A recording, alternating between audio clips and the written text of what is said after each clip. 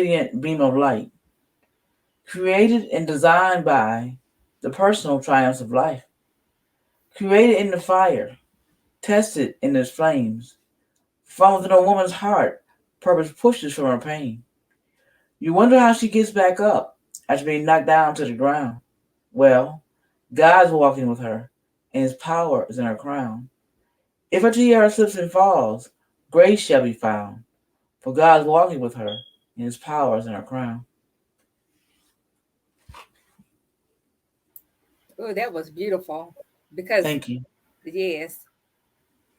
And I've seen it when it's so interesting when you talk about that crown. I've seen something going around on social media, and it's like when you see a sister's a person's crown tilted, don't talk about it. Straighten that crown up. You know, um, let's help each other. Let's inspire each other. Let's encourage each other that they can too. I made it. You can too. I was delivered. You can too.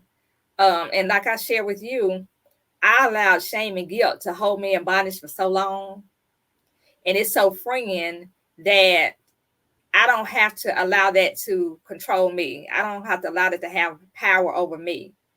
That because I am a child of God, I am a believer in Jesus Christ as the Lord and Savior, that I have power. He said that Hmm. He's given us power to tread over serpents and scorpions, right? So that serpent and scorpion could be the shame, it could be the guilt, it could be the unforgiveness, right? It could be the bitterness. So there are so many things that we are allowed to have power over us. But when we realize what's in our purse, what's in your purse, listeners, what's in your purse? What's in your purse that's keeping you from fulfilling your purpose?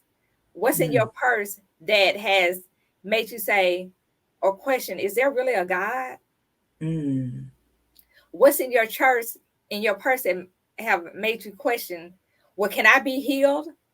Can Jesus Hmm. that healed in the Bible days, can he still heal me today? Can he deliver me today?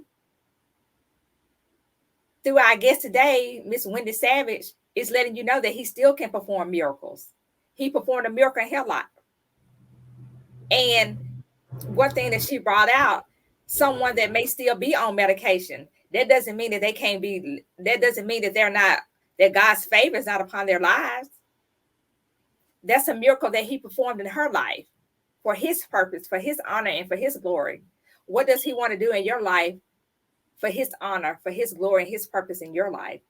So, Wendy, do you have any encouraging or final words that you would like to share with our listeners before we close on day? But I would like you to talk about if you have any upcoming events that you would like to share, and also how can our listeners connect with you? Okay. Final thoughts. Like you said, it's not everything in your life that happened to you, good or bad. If you love God, He's gonna use it for His glory. Don't discount anything. Say don't feel embarrassed.